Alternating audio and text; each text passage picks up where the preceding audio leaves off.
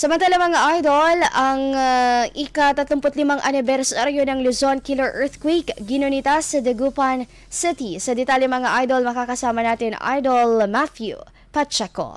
104.7 IFM Report!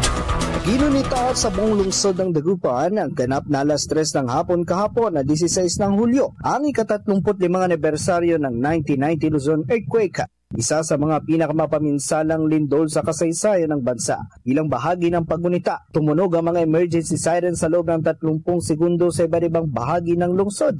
Pagkatapos ng pagtunog, nagsagawa ng sabayang panalangin para sa proteksyon laban sa kalamidad ng mga kawani ng pamahalaan, mga paaralan at buong komunidad. Layunin ng aktibidad na alalahanin ng mga biktima ng naturang trahedya at paigtingin ng kamalayan ng publiko sa kahalagahan ng kahandaan sa panahon ng sakuna.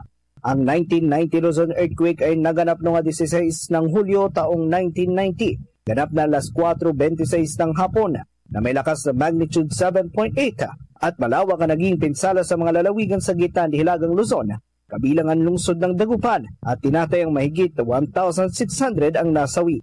Ang taunang paggunita ay nagsisilbing paalala ng kahalagahan ng patuloy na paghahanda, pagkakaisa at pananampalataya sa harap ng mga hamon ng kalikasan. Kasama mo mula rito sa IFM Dagupan. Ito si Idol Matthew Pacheco. Tatak IFM. IFM News. IFM News. IFM News.